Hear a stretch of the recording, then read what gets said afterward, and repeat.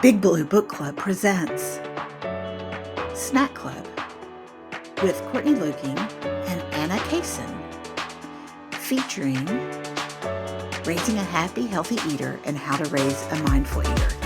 Now, here are our hosts. Feeding children is an adventure, and at some point or another, you might have had questions like, am I doing this right? Or is this normal?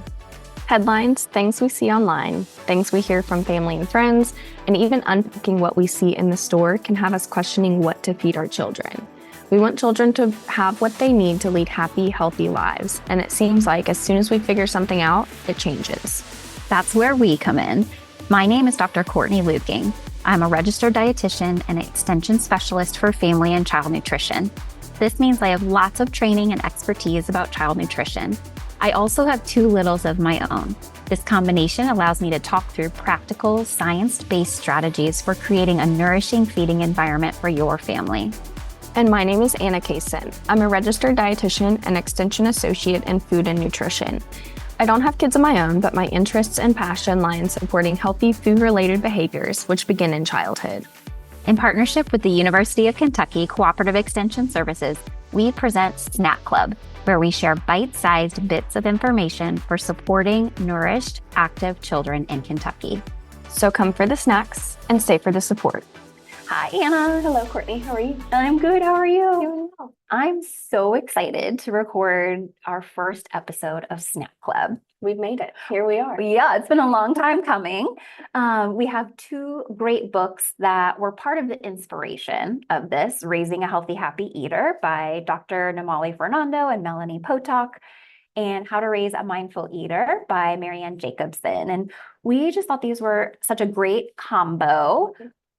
And one of the things that was notably absent was what to feed children. Yeah. It's in there, it's just not quite as obvious. Yeah, it's not laid out. It's kind of the dancing around it, all the other topics that play into it. Yes, and so we thought it was important to start today because our whole intention is to support nourished and active children in Kentucky, and what we feed children is a really important part of nourishment. Yeah, absolutely. Yeah, so let's start talking there. People might think of this as an age-old dilemma, kind of like what's for dinner? What do we serve for children? And but what does a nutritious eating pattern look like? Has it really changed over time? Yes and no. I mean, I feel like nutrition, the topic is always changing. I mean, we see one day that you're supposed to do this, and then the next day it's like, never do that. It's not right. So how do we know what's right and what's wrong? Yeah, so I want to be very intentional when we're using the word nourished or nutritious. A lot of times we use healthy, and there's nothing wrong with that, but it's just that healthy can be really personal or invoke some strong feelings. Yeah. And so at the end of the day, what we're really wanting to do is kind of that whole child. How do we support the development of the whole child through a nourishing eating pattern? And over time, we used to really focus on the tiny parts and pieces of foods, the vitamins, the minerals. Is it fat is the worst? Don't eat it. No, now it's carbs. Don't eat those. And so when we look so far in, what do they say? You miss the forest for the trees. Yeah. And so I like to think about a nutritious eating pattern like a puzzle. Yeah. Those nutrients that we were talking about, the carbohydrates, the fats, the proteins, the vitamins, the minerals, and all the other things that we're still learning about that are in foods, those are the pieces. And then we put those pieces together and then we create the picture. And that's how we get that nutritious diet or that nutritious eating pattern. And so, Anna, let's talk about that term pattern. Yeah, so I like that you bring this up. So an eating pattern is essentially like taking a big look at what foods we typically eat look like. So instead of focusing on one meal, one snack, because that's not going to make or break us, taking a step back and looking at just like the general quality of your diet, I guess, and just looking at the overall balance of it. Yeah, so what are we eating over time? Let's not beat ourselves up or our children, and let's not freak out if they're not super hungry at one meal or a snack. life will go on, and it's all about that bigger picture Yeah. puzzle. So let's then talk about what guidance is available to us to talk about what actually is part of a nutritious eating pattern. Yeah, so the United States Department of Agriculture, the USDA has the dietary guidelines for Americans that they update every 5 years, comes out in a 5-year cycle. So for professionals, it's a very long booklet that provides a lot of guidance in diet quality, nutrients to increase, nutrients to limit, recommendations, serving sizes, all that sort of stuff. So if you want to, that's available to look at. It's accessible, but then they also have a visual guidance tool called MyPlate. You may recognize MyPlate, or you may remember the pyramids that they used to use. Oh yeah, that was a pivotal moment in second grade for me. It was the food guide pyramid, Yeah. and making clay foods from each food group and painting them. I think that's why I'm a dietitian now. Wow. Do you still have them? No. No, but so like we've had this image around for a long time. It may have like faded in and out, but now we have MyPlate. Yeah.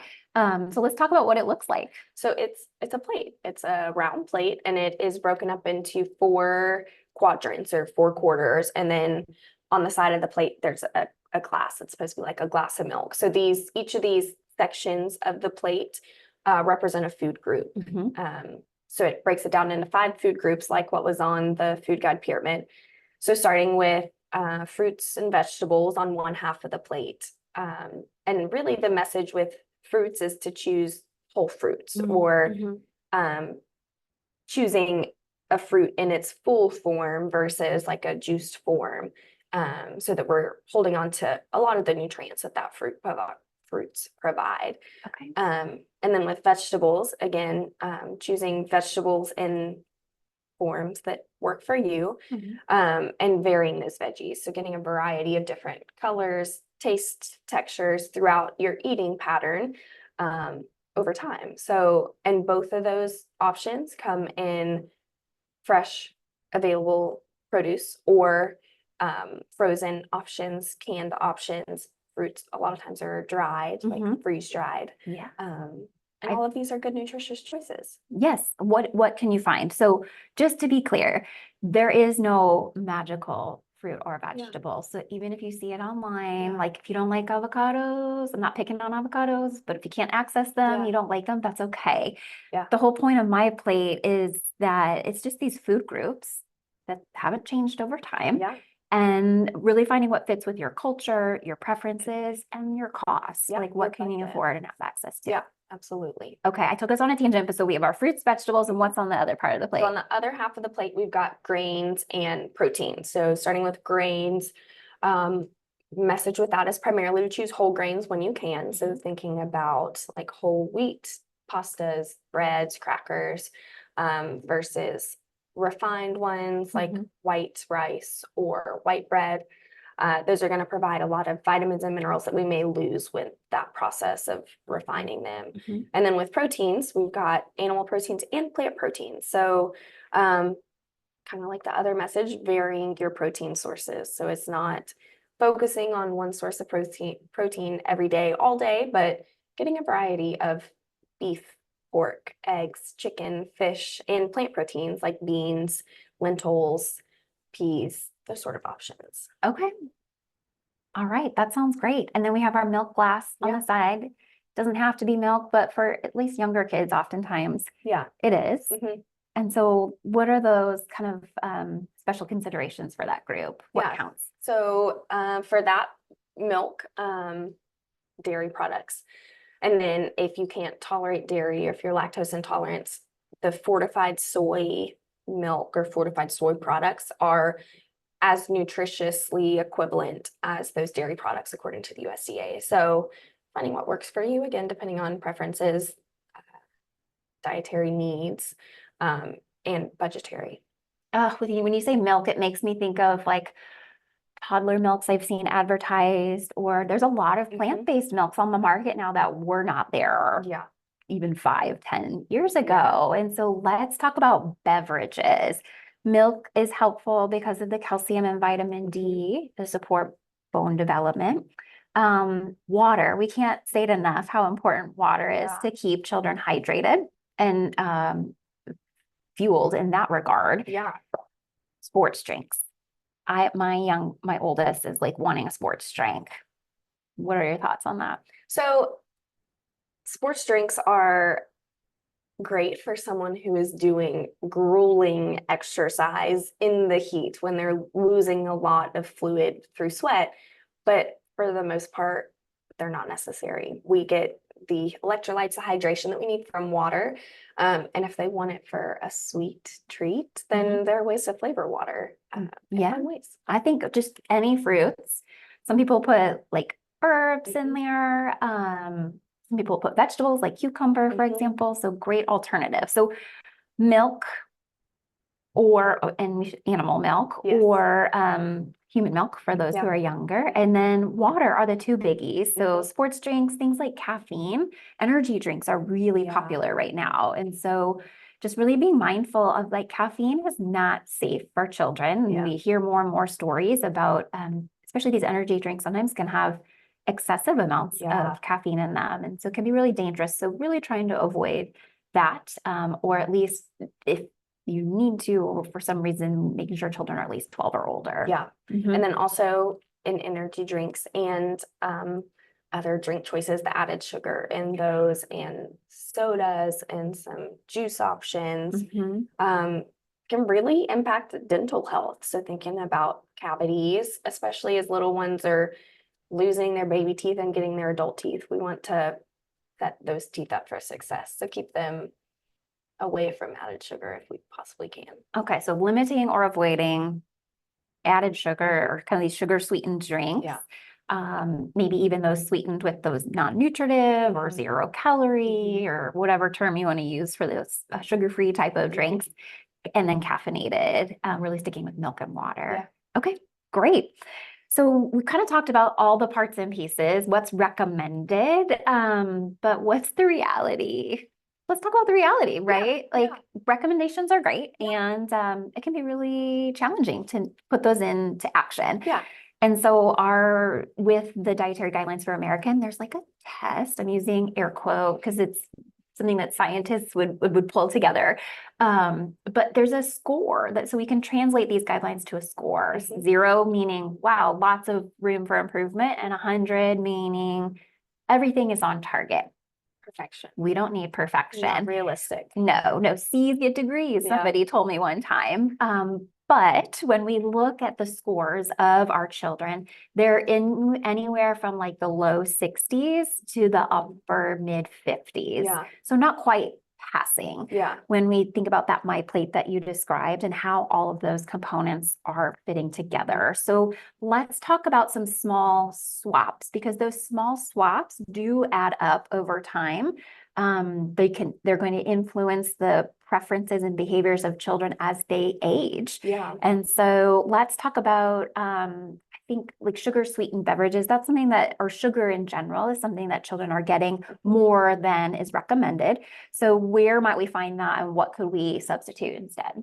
So if we're thinking about drinks, thinking about sodas or juices that have added sugar in it, depending on how much they are consuming, just starting small and maybe cutting out one at a time, or and explaining to them why, like level setting and having a conversation about it versus just creating this change, which can be jarring for anyone. So really just like easing into these small swaps and choosing water or milk. Yes. And then thinking about whole grains, we know children don't get enough whole grains. So trying to make small swaps for things they're already eating. So if they like to eat sandwiches, is there a whole grain bread option? Or cereals are pretty frequently consumed. So can we choose a whole grain option instead of that refined grain? And not to mention the added sugar in cereals too. So that's another opportunity for a little swap there to reduce the added sugar. So it doesn't have to always be taking away. It can be swapping, and sometimes it's adding more. So can we add more vegetables? Can we add more fruits? Because as children get older, they eat less of those. And so those are really opportunities to improve the overall quality of what children are consuming. And this is important. Not only I've said that the preferences, it influences that moving forward, but it really, their bodies are going through critical stages of development, and what they're exposed to from the foods they eat and the drinks that they have will influence how their body functions and that risk for health over time. And so we don't want to be too scary or negative here, but the reality is that what is the old saying, you are what you eat. And to a certain degree, yeah, it does impact our health. So it is important. And so just being mindful of those small shifts and having conversations about the changes that you want to make, I think, is a great suggestion, Anna. Yeah, absolutely. Okay, so we've talked about what to eat. Oh, how much? People oftentimes have questions about how much. Yeah, so that's another tough question. It depends on a lot of different things, like your body size, your activity level, your age. So for more personalized recommendations and the just general suggestion, because there's a suggestion for each food group, all this information can be found online at myplate.gov, which will be linked in our show notes. Yes, and I just want to highlight, they have come a long way with the resources they have, so cannot recommend checking it out enough. There's like apps, there's something that you can ask it questions and it will respond to you about nutrition topics, and you can even take a little, I'm going to call it a quiz, but it's not like a quiz, but just to help identify what are some of those small swaps where that could make a big impact for your family. Yeah. Awesome. I'm so glad you mentioned that. Okay, so we have recommendations, we have opportunities to do better. We've talked about some ways to do that, but we can't end without acknowledging things that make it challenging to provide nutritious foods or support children in eating nutritious foods. So, Anna, what did you think of how the book presented kind of the barriers, as they like to say, to eating? So I really like how they lay it out as someone's barrier, maybe someone else's resource. So like to think about time as one of the examples that they use. Someone may struggle to find the time to prepare a homemade meal or find the time to plan to get groceries, whereas someone else may have the time to do all this. So kind of thinking about both sides of the coin with all of these different barriers. Yes, and they use the acronym FASTER. But before we kind of summarize what that had to say, I do want to pull a quote from the book in chapter 2. And it's just that it's important to realize that each family is unique, as you mentioned too, in the types of barriers and resources. And we're different each day, we're different each week, we're different each year, depending on where we are as adults caring for children and where children are in their growth and development. An infant is different from a preschooler, is different from a teenager. And so just kind of recognizing those ebbs and flows, and because as soon as we figure it out, it changes. So just wanting to have kind of that grace for ourselves and know that we can ask for support, so that we can have that, what the big term capacity, but kind of that combination of skills and support and resources to do what we can to provide a nourished diet. I know that's a 4-letter word, but really what we eat is a diet. So a nourished diet or eating opportunity for children. And thinking about a lot of those resources that are available in our local communities and beyond. Again, going back to MyPlate and some of these government agencies that create resources across the nation for us to use. So there are federal nutrition programs that can support families who have children of specific ages or all different ones. The WIC program for short, Women, Infants, and Children, or SNAP. So we can link to those. Our extension Plan 8 Move website has some great resources, so we'll link that as well, where you can find local farmers markets. Sometimes the question is, where do we access it? Or sometimes we're at a space in life where we need additional resources. And so you can also find food pantries on that website as well. And then your local cooperative extension office is a wealth of information, classes. So if you have more questions about what to eat, or even just support for these barriers, like education or access or just general support, or how can I make better use of my time when it comes to feeding my family? And we'll talk about all of this more, but just want to be upfront about some resources that are available. Yeah, absolutely. Okay, I think we've probably chatted long enough. So just to quickly summarize kind of that old question of what do we feed children? A nutritious eating pattern includes those food groups that we are familiar with. They have fruits, vegetables, grains, protein, and dairy. And together they are going to provide the energy and those more specific micronutrients like vitamins and minerals that are going to fuel brain development and muscle development over time. And that there are opportunities to do better. And we can do that by making these small swaps or these small changes. And then finally, our capacity as caregivers of children is going to look different. So reaching out and making use of resources when we can. Yeah. Okay. Well, it was great talking to you. You too. And I hope that our listeners will join us again.